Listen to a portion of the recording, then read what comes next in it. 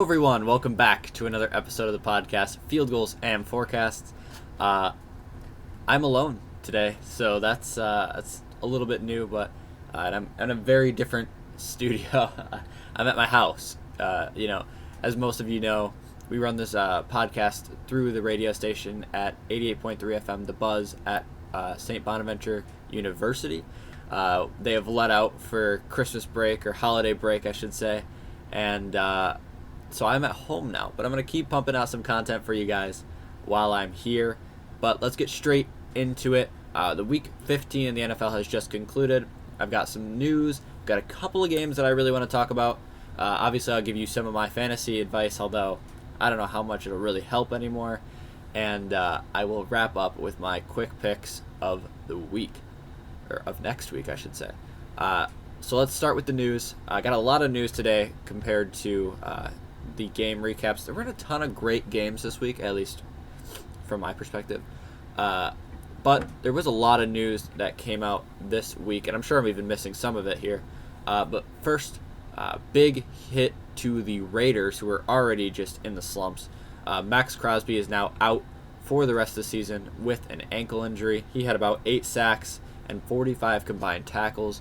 He's the premier edge rusher, or at least one of them in the league.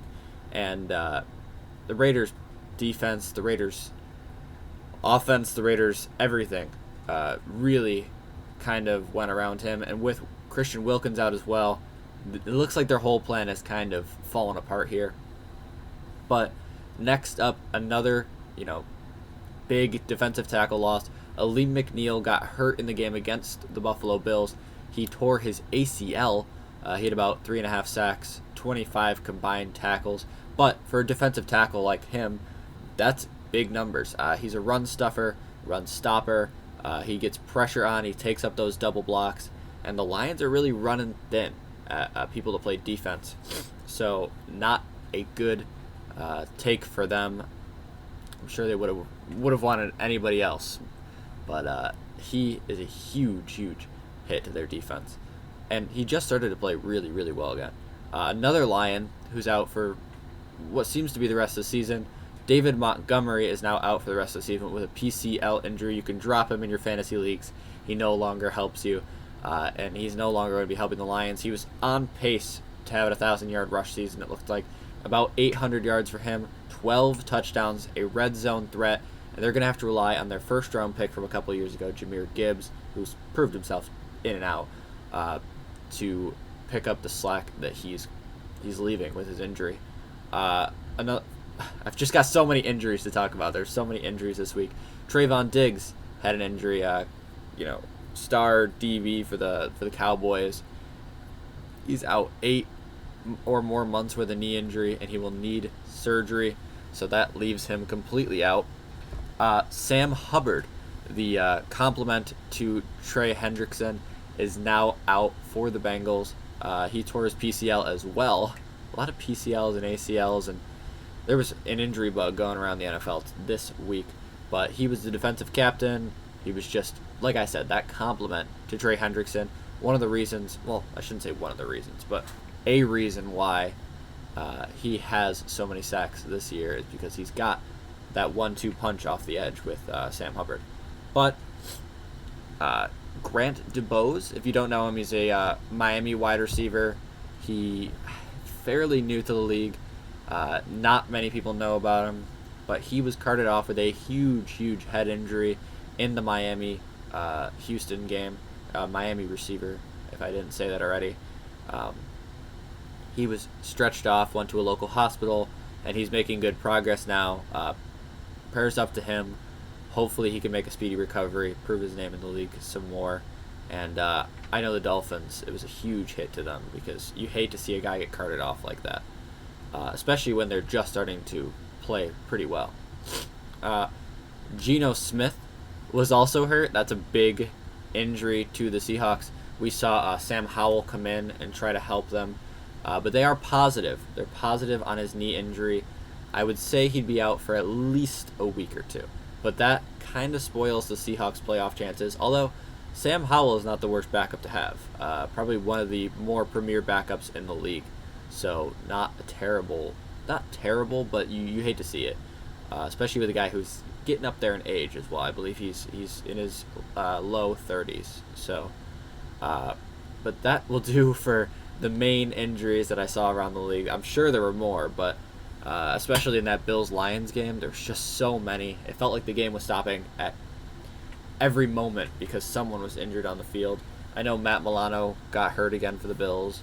Trying to think who else got hurt. That's the biggest name that I can really think of. They're already banged up in the secondary too, and the Lions especially are very banged up on their defense. But Sunday's games, and here's my fun fact for you guys this week. Sunday's game had 51 total turnovers, most of them by Will Levis, and Mason Rudolph, I should say too. And that's the most in the NFL since December of 2016. So about 7 years ago. Is that right? No. I'm really bad at math. It's 8 years ago. 8 years ago was the last time we had this many turnovers in a week. And yeah, I could tell. There were a lot of turnovers. Really good week for fantasy defenses, if nothing else. But just poor QB play all around the board. Yeah, that's why there's not too many really interesting games to talk about, but I do have some clinching. The Texans clinch, the Vikings and the Steelers both clinch, and Washington is in a clinch scenario now, so they could take this one in the coming weeks. Their game was a lot closer than it should have been, but I'll get into that later. Let's start with some game recaps now. That's all the news I really have for you guys. I'm sure there's some more, but that's all I really got so far.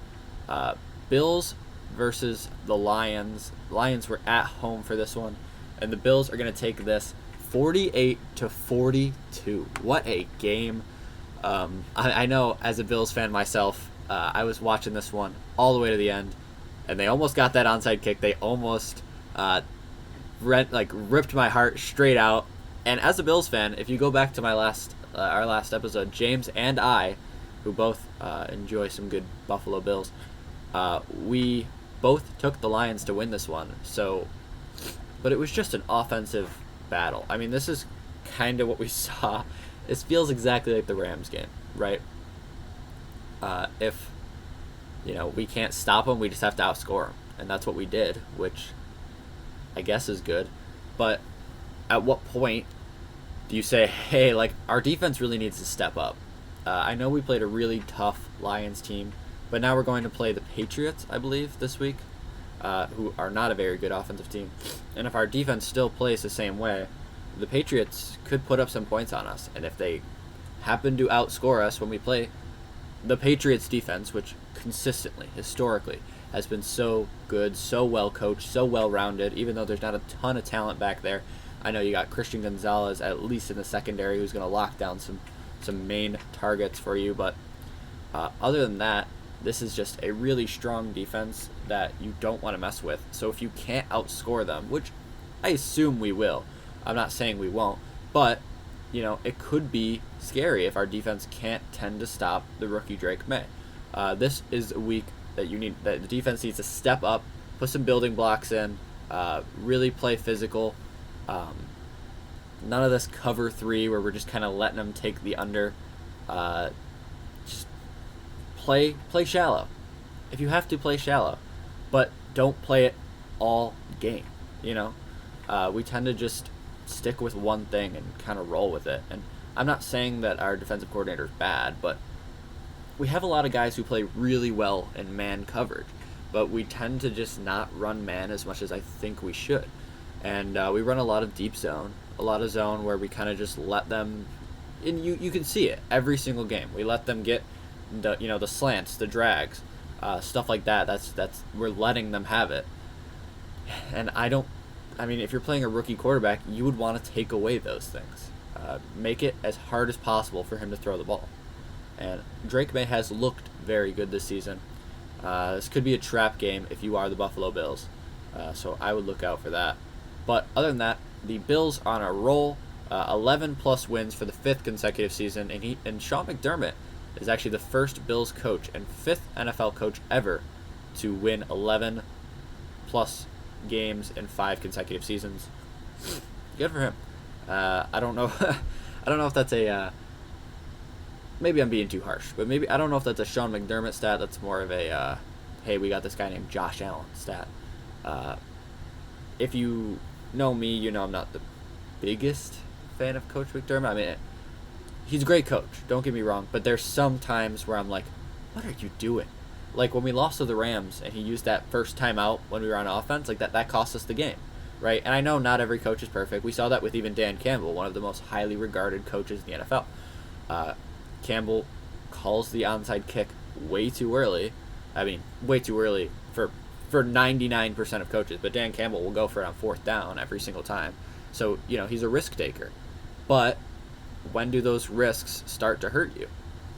And this is one of those times. They did the onside kick with, I believe, 12 or 11 minutes to go in the 4th quarter, and they had 3 timeouts, and they were only down 10. I don't know a single other coach that would honestly do that. So, I don't know. Did he make the right call? That's not really up to me. I mean, you guys tell me if he made the right call or not. But as I see it, it was a very, very early onside kick. But sometimes those risks pay off. You know what? If he got that onside kick, he would be praised. He would be praised a lot. But since he didn't get it, they're gonna hate on him. And I really love Dan Campbell. I love what he's doing with the Lions. I love all the risks he's taking. But that was not one that felt very reasonable, right? So that kind of cost them the game. But again, like I said, if they were to get it and they were to win because of it, Dan Campbell, he'd be seen as, a mastermind, So you have to take that into account as well. The Lions, though, Jared Goff had 500 yards, 494 yards exactly, 38 for 59, 5 touchdowns and 0 interceptions, a big goose egg. The defense was unable to take anything away from the Lions, pretty much. But when you go down like that, I think, we gave them the ball first, but I think we ended up scoring first. They might have got a field goal or something like that. But when you're down, you kind of have to look away from the rush attack. And if you don't have David Montgomery especially, it makes it very hard to run the ball. So you're going to have to pass the ball. And that's what he did. He did it extremely effectively. And again, defense is unable to stop him. Amon-Ra, I believe, I have his stat line in here somewhere. 14 receptions, 193 yards. And most of the time, Amon-Ra is playing from the slot, which Taron Johnson is covering. But I think Jameson Williams maybe was playing from the slot, or Tim Patrick or someone like that. But again, we give up those easy gain plays. We give up the drags, we give up the slants, and then they break out and they get a ton of yards. I can't really recall a play where they threw it like very far deep and it got caught, right? It was mostly just from those unders, and because we're playing such soft coverage, which isn't working. They need to look at Bobby Babich and say, hey, you need to figure this out. This is not working. Even Sean McDermott, he's a defensive-minded coach, right? So you have to look at him and say, look, Sean, look, Bobby. It feels weird just calling him Bobby. But you have to look at them and say, hey, we've run this stupid soft coverage for years. I mean, it cost us the 13 seconds game. I hate to bring it up, but that is the reason why we lost that game. We were playing such shallow, safe, deep coverage. Why? I don't know. Do we not trust our guys in man? I mean, we drafted Kyer Elam specifically to be a man corner. That's what he was at Florida, I believe. He went to Florida, right? Florida or Miami? No, I think it was Florida. That's why we drafted him. He's specifically a man corner. He's very, very good in man coverage. He got his play time this week in zone, and he let up a lot of passes. Him and Cam Lewis, who realistically, Cam Lewis should be on the practice squad. He's a very good special teamer, but not a very good safety. You watch any play, he's missing tackles, he's missing coverages, he's just blowing coverages, he's not giving that required safety depth, He's not really giving him a lot of looks. He's very inexperienced, and we had both of our safeties out, I believe. DeMar and Taylor Rapp were both out. And sure, that's a huge reason why, they put up as many points as they did, and, they were able to throw it so effectively on us. But if you're losing those guys, why would you rely on the backups to take most of the reps, right? Does that make sense? If you're playing that deep, if you're playing cover 3, for example, now you've got both of them covering the top, right? So if something were to go wrong, and these inexperienced safeties can't really get to the ball fast enough, you're out of luck, right? And Cole Bishop got hurt as well, the backup safety. So we were on to our third string safety, Kareem Jackson, I believe it was, and he's experienced. He's mid-30s, so you would hope he's experienced, but he's a little washed. I don't think the safety play was crazy. I just think they were definitely attacking Kyer. They were definitely attacking Cam Lewis. And if you know that these guys don't really play that well, that is what you're supposed to do. That is exactly what you're supposed to do. And, yeah, but that's why I think our defense just continues to struggle. Defense continues to let up so many points. Benford and Taron Johnson cannot just do it on their own, right? So, but on the offense, just a masterclass. Josh Allen, 23 for 34, 362 yards, 2 touchdowns in the air, 11 carries, 68 yards, 2 touchdowns on the ground. The Bills punted one time in this game, and it was pretty much near the end, I believe, or end of a quarter somewhere. I haven't even seen Sam Martin in a while. He's getting paid to just sit around and root for Josh Allen, basically. But I said he's getting paid, so he's probably not upset with that. A big star on the offense this week. Again, Bills just find some receiver to throw it to. Someone's got to get the ball. Someone has got to fill in for that wide receiver one, or just who knows who's going to get the ball. They really liked their matchup with Ty Johnson on any Lions linebacker. I was mostly Jack Campbell, but it could be anybody, really. Ty Johnson was able to get out in those empty middle zones, find a mismatch on a linebacker, get open multiple times. He had 3 catches of 20-plus yards, which is the most by a Bills running back in a game since Thurman Thomas, which I didn't know Thurman Thomas was like that, but he's like that. He is the first since Thurman Thomas to have 20-plus yards. 3 catches of 20-plus yards. Thurman Thomas had it in week 2 in 1992 at the 49ers. So first running back to really be a threat in the pass game for a while.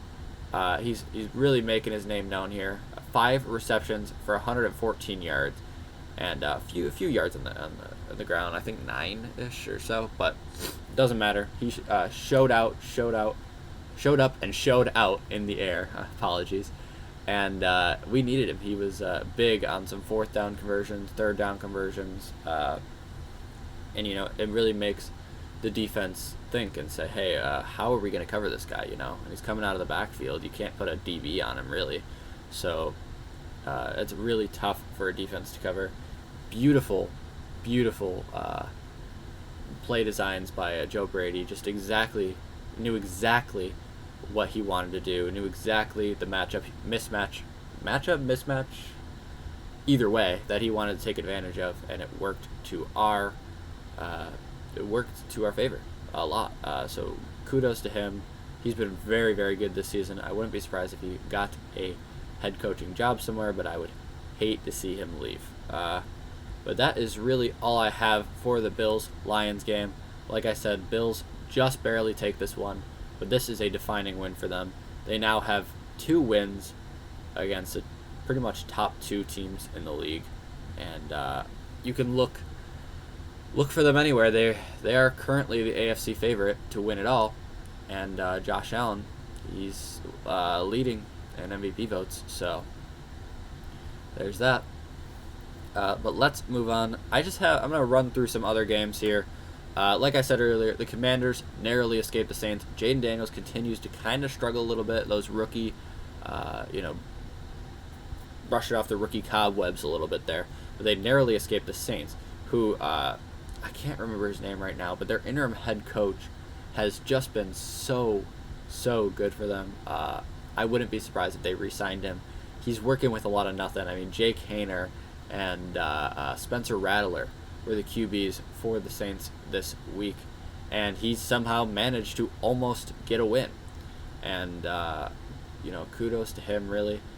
The Dolphins are unable to rally against the Texans. They lose 20-12.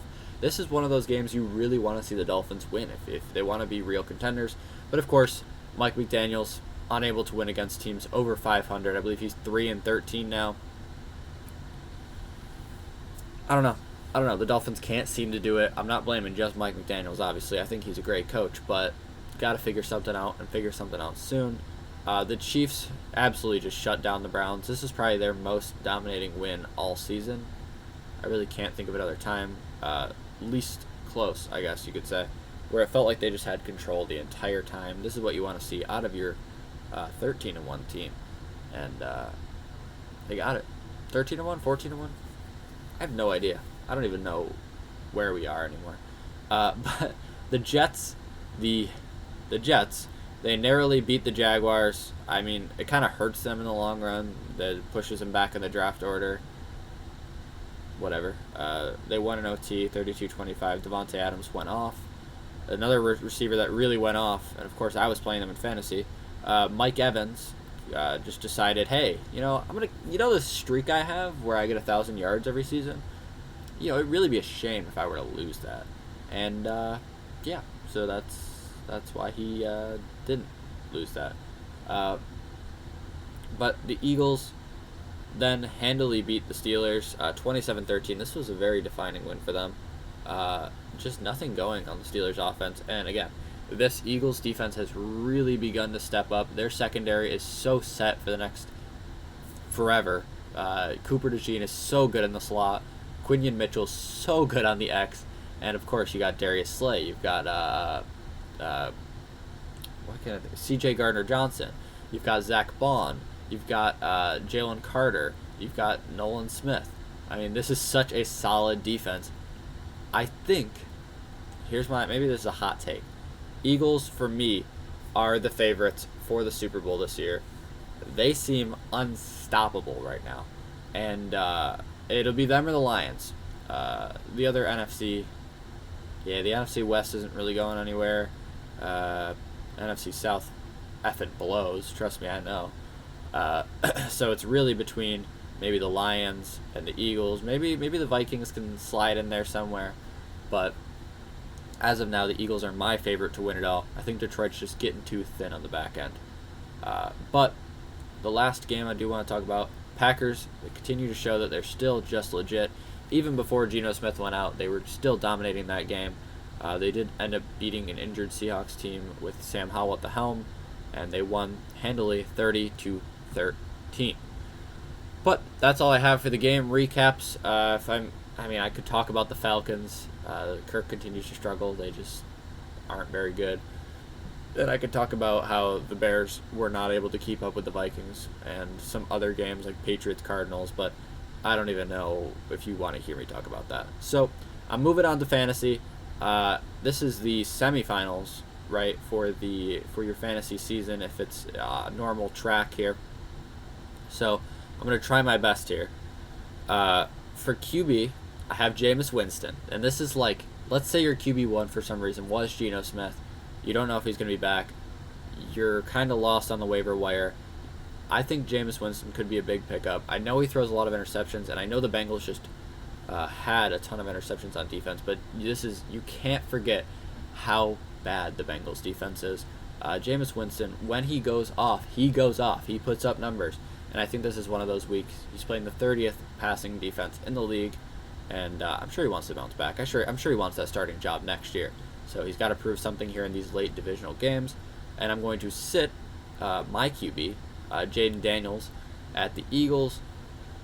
Just a tough matchup. Again, he continues to struggle. I just talked about how good the Eagles defense is. I don't think they're going to let him scramble. I don't think they're going to let him get out of the pocket. I don't think they're going to let him make those deep throws to Terry all night long.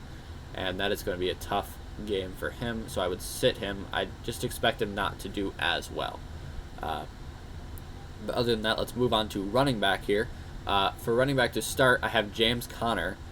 In one of my leagues, James Conner was actually a free agent at the end of the season. Picked him up, obviously. But he's playing the Panthers this week, who, do I even have to say, they're just the worst defense. There's worst run defense every single year. James Conner has been going off, and Kyler Murray uses him a lot in the pass. He's a very, very good fantasy running back for you. I'd start him this week. And to sit Joe Mixon against the Chiefs, they're the best rush defense in the league. They consistently put up a lot of stops against running backs, and this is no different. And Joe Mixon has really struggled recently. And then to start for my wide receivers here, I have Jackson Smith-Njigba. He's just been so good recently, and he's playing Minnesota, who's the 31st defense. They're going to look to double DK Metcalf, I think. So JSN is going to get open, and I really like his odds this week. And finally, to sit wide receiver, my apologies, sit Juwan Jennings or whatever 49ers wide receiver you have at this point. Sit him against the Dolphins, who are the best pass defense in the league right now. That's all I got. Sit Juwan Jennings. And Brock Purdy just hasn't looked very good recently. But that is all I have for fantasy. Moving on to my segment 3. This one's a little bit of a shorter episode. Again, I'm alone, and I'm on a little bit of a time crunch today. So, a little bit of a shorter episode, but we made it work. Thank you all for being here with me. But let's get on to my game of the week for next week. I don't know. Every week, I feel like I just have the cop-out, really good game answer. But I'm taking the Texans and the Chiefs. The Chiefs look to want to be the best team in the league. If they lose this one, the Bills could really take their 1 seed spot. They'd be on very big watch for that at least. But the Texans look to prove that they are one of the better teams in the AFC, and so far they really haven't been able to do it. I know they just clinched the AFC South, but who's in that division? The Colts? The Jaguars? The Titans? I mean, come on. Give me a break.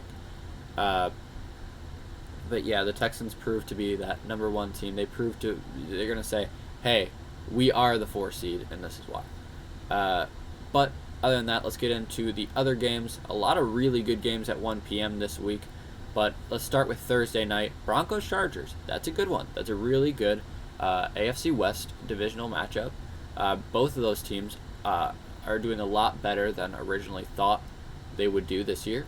And I think one of them is looking to prove something after a very poor performance, I would say, against the Colts, even though they won. But just not a really good offensive game, at least in the first half as well, especially. But I think they want to bounce back against this Chargers team that has been on the downslope recently, and they're going to win this one. Broncos over Chargers for me. 1 p.m. Texans and the Chiefs. I don't know how many times I'm going to do this to myself, but I'm going to take the Texans. I don't know how the Chiefs keep getting away with this. Some black magic or something that Andy Reid has is just keeping them winning games. But not this week. I really hope the Texans take them down, and I do have them winning this one. Next is my 1 p.m.